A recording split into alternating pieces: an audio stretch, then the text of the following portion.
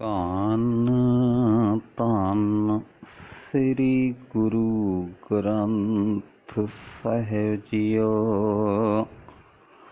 ਅੰਕ 254 ਸ਼ਲੋਕ। ਗਾਣ ਮਿਣ ਦੇਖੋ ਮਨੈ ਮਾਹੀ, ਸਰ ਪਰ ਚੱਲਣੋ ਲੋਕ। ਮਨ ਵਿੱਚ ਚੰਗੀ ਤਰ੍ਹਾਂ ਵਿਚਾਰ ਕਰਕੇ ਵੇਖ ਲਵੋ, ਸਾਰਾ ਜਗਤ ਜ਼ਰੂਰ ਆਪੋ ਆਪਣੀ ਵਾਰੀ ਇੱਥੋਂ ਤੁਰ ਜਾਏਗਾ।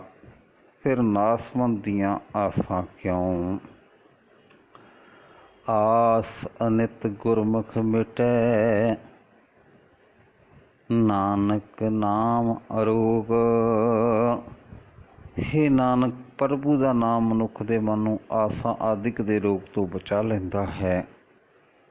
ਗੁਰੂ ਦੀ ਸ਼ਰਨ ਪਿਆ ਨਾਸਵੰਤ ਪਦਾਰਥਾਂ ਦੀ ਆਸ ਮਿਟ ਜਾਂਦੀ ਹੈ। ਪੌੜੀ।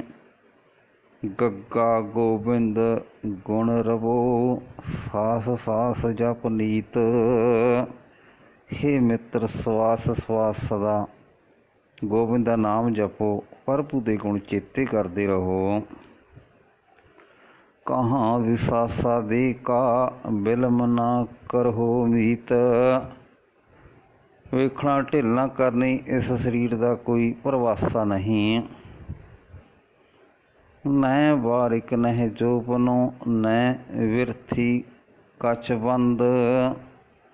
ਬਾਲਪਨ ਹੋਵੇ, ਜਵਾਨੀ ਹੋਵੇ, ਬੁਢੇਪਾ ਹੋਵੇ, ਮੌਤ ਨੂੰ ਆਉਣ ਤੋਂ ਕਿਸੇ ਵੇਲੇ ਵੀ ਕੋਈ ਰੁਕਾਵਟ ਨਹੀਂ ਹੈ।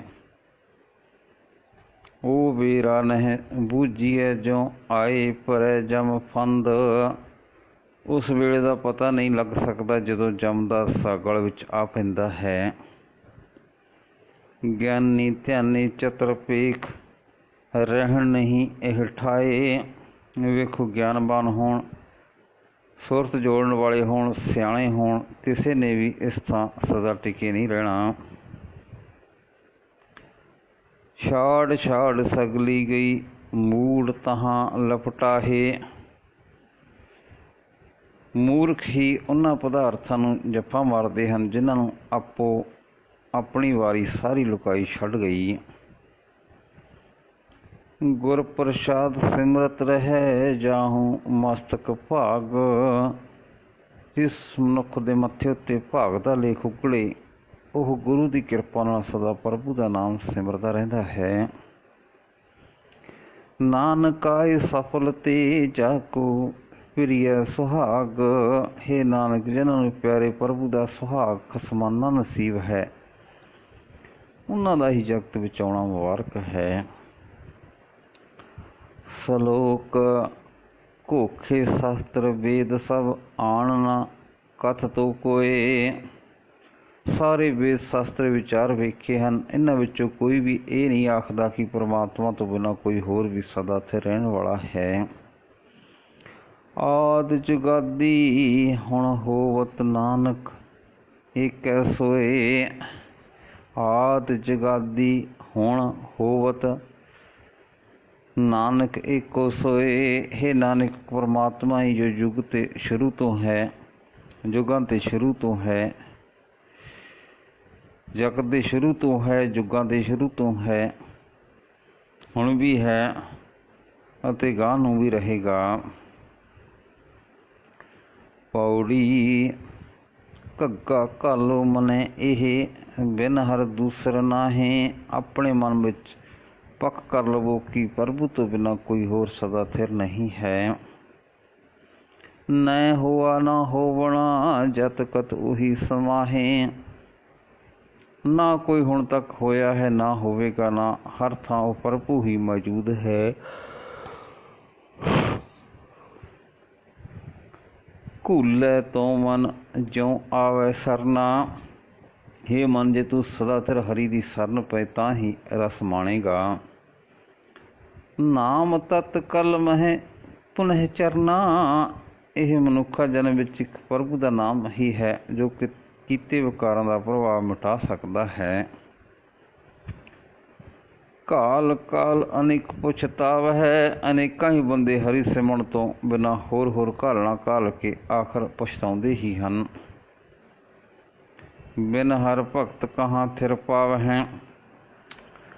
ਪਰਮਾਤਮਾ ਦੀ ਭਗਤੀ ਤੋਂ ਬਿਨਾਂ ਹੋਰ ਕਿਤੇ ਵੀ ਮਨ ਨੂੰ ਸ਼ਾਂਤੀ ਨਹੀਂ ਮਿਲਦੀ। ਭੂਲ ਮਹਾਰਸ ਅੰਮ੍ਰਿਤ ਤਹਿ ਪੀਆ।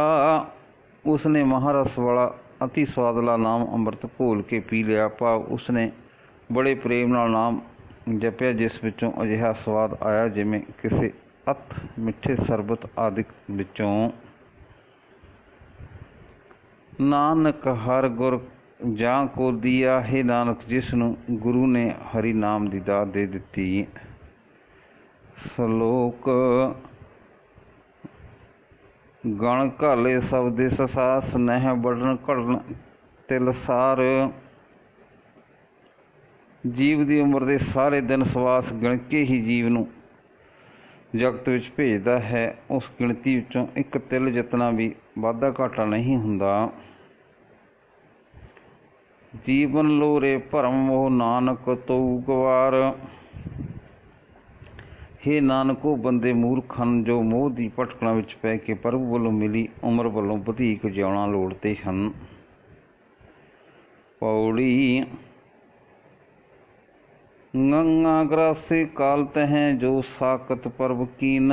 ਮੌਤ ਦਾ ਡਰ ਉਹਨਾਂ ਬੰਦਿਆਂ ਨੂੰ ਗ੍ਰਸਦਾ ਹੈ ਜਿਨ੍ਹਾਂ ਨੂੰ ਪ੍ਰਭੂ ਨੇ ਆਪਣੇ ਨਾਲੋਂ ਵਿਛੋੜ ਦਿੱਤਾ ਹੈ।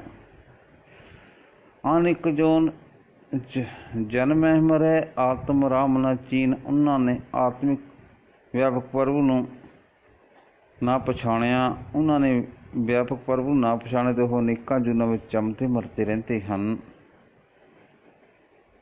ਗਿਆਨ ਧਿਆਨ ਤਾਹੂ ਕੋ ਆਏ। ਮੌਤ ਦਾ ਸਹਿਮ ਲਾ ਕੇ ਪ੍ਰਭੂ ਨਾਲ ਸਾਂਝ ਉਹਨਾਂ ਨੇ ਹੀ ਪਾਈ ਹੈ। ਪ੍ਰਭੂ ਵਿੱਚ ਸੁਰਤ ਉਹਨਾਂ ਨੇ ਹੀ ਜੋੜੀ।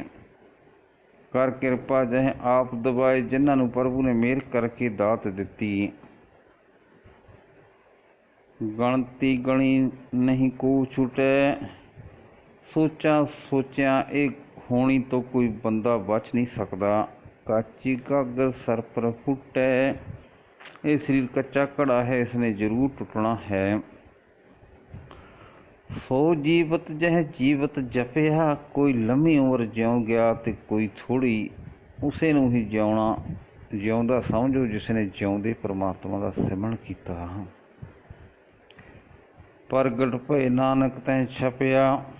ਇਹ ਨਾਨਕ, ਸਿਮਰਨ ਕਰਨ ਵਾਲਾ ਮਨੁੱਖ ਲੁਕਿਆ ਨਹੀਂ ਰਹਿੰਦਾ, ਜਗਤ ਵਿੱਚ ਨਾਮਨਾ ਹੀ ਘਟਦਾ ਹੈ। ਸ਼ਲੋਕ ਚਿਤ ਚਿਤ ਬੂ ਚਰਨ ਅਰਵਿੰਦ। ਊਂਦ ਕਮਲ ਵਿਕਸਾਤ। ਮੈਂ ਤਾਂ ਆਪਣੇ ਚਿੱਤ ਵਿੱਚ ਪ੍ਰਭੂ ਦੇ ਸੋਹਣੇ ਚਰਨ ਟਿਕਾਉਂਦਾ ਹਾਂ।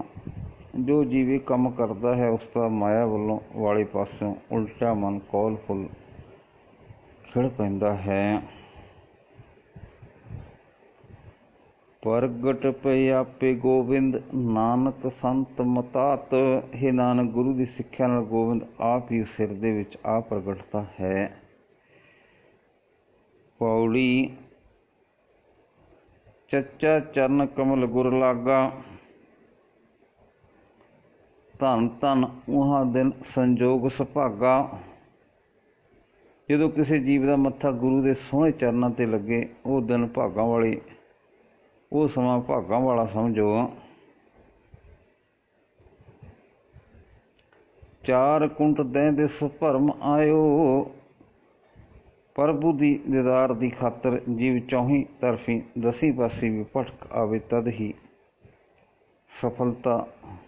ਹੀ ਸਫਲਤਾ ਨਹੀਂ ਹੁੰਦੀ। ਭਾਈ ਕਿਰਪਾ ਤਬ ਦਰਸ਼ਨ ਪਾਇਓ। ਦੀਦਾਰ ਤਦੋਂ ਹੀ ਹੁੰਦਾ ਹੈ ਜਦੋਂ ਉਸ ਦੀ ਮਿਹਰ ਹੋਵੇ ਤੇ ਮਿਹਰ ਹੋਇਆਂ ਗੁਰੂ ਦੀ ਸੰਗਤ ਮਿਲਦੀ ਹੈ। ਚਾਰ ਵਿਚਾਰ ਬਿਨਸੋ ਸਭ ਦੂਆ। ਵਿਚਾਰ ਸਵੱਛ ਹੋ ਜਾਂਦੇ ਹਨ, ਮਾਇਆ ਦਾ ਪਿਆਰ ਸਾਰਾ ਹੀ ਮੁੱਕ ਜਾਂਦਾ ਹੈ।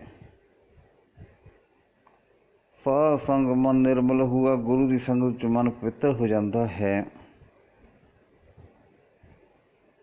ਚਿੰਤ ਵਿਸਾਰੀ ਏਕ ਦ੍ਰਿਸ਼ਟੇਤਾ। ਉਸਨੂੰ ਹਰ ਥਾਂ ਇੱਕ ਪਰਮਾਤਮਾ ਹੀ ਦਰਸ਼ਨ ਹੁੰਦਾ ਹੈ। ਉਹ ਹੋਰ ਸਾਰੀਆਂ ਚਿਤਵਨੀਆਂ ਵਿਸਾਰ ਦਿੰਦਾ ਹੈ ਤੇ ਇੱਕ ਪਰਮਾਤਮਾ ਦਾ ਹੀ ਚਿਤਵਨ ਕਰਦਾ ਹੈ।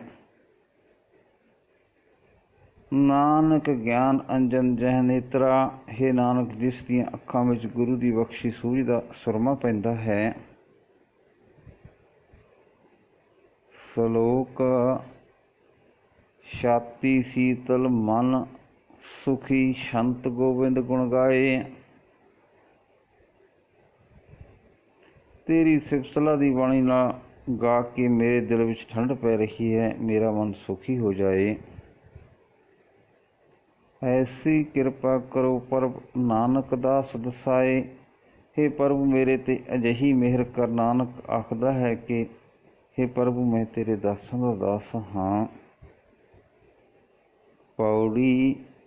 ਛੱਛਾ ਛੋਹਰੇ ਦਾਸ ਤੁਮਾਰੇ, ਛੱਛਾ ਛੋਹਰੇ ਦਾਸ ਤੁਮਾਰੇ, ਮੈਂ ਤੇਰਾ ਦਾਸ ਹਾਂ, ਤੇਰਾ ਬੱਚਾ ਹਾਂ, ਮਿਹਰ ਕਰ। ਦਾਸ ਦਾਸਨ ਕੇ ਪਾਣੀ ਹਾਰੇ,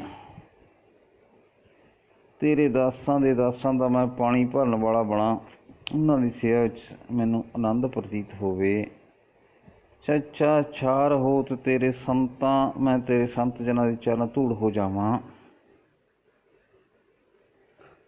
ਆਪਣੀ ਕਿਰਪਾ ਕਰੋ ਭਗਵੰਤਾ, ਹੇ ਭਗਵਾਨ ਆਪਣੀ ਅਜਿਹੀ ਮਿਹਰ ਕਰ। ਛਾੜ ਸਿਆਣਪ ਬਹੁ ਚਤੁਰਾਈ, ਹੇ ਮਨ ਸਾਰੀ ਚਤੁਰਾਈ ਸਿਆਣਪ ਛੱਡ ਕੇ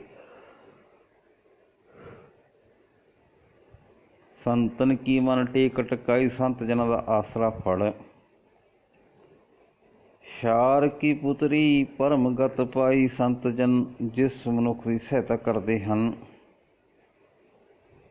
ਨਾਨਕ ਜਾ ਕੋ ਸੰਤ ਸਹਾਈ, ਸ਼ਾਰ ਕੀ ਪੁਤਰੀ ਪਰਮ ਗਤ ਪਾਈ, ਹੇ ਨਾਨਕ ਉਸੇ ਦਾ ਹੀ ਇਹ ਸਰੀਰ ਤਾਂ ਭਾਵੇਂ ਮਿੱਟੀ ਦਾ ਪੁਤਲਾ ਹੈ, ਪਰ ਇਸ ਵਿੱਚੋਂ ਉੱਚੀ ਤੋਂ ਉੱਚੀ ਆਤਮਿਕ ਅਵਸਥਾ ਹਾਸਲ ਕਰ ਲੈਂਦਾ ਹੈ। ਵਾਹਿਗੁਰੂ ਜੀ ਕਾ ਖਾਲਸਾ, ਵਾਹਿਗੁਰੂ ਜੀ ਕੀ ਫਤਿਹ।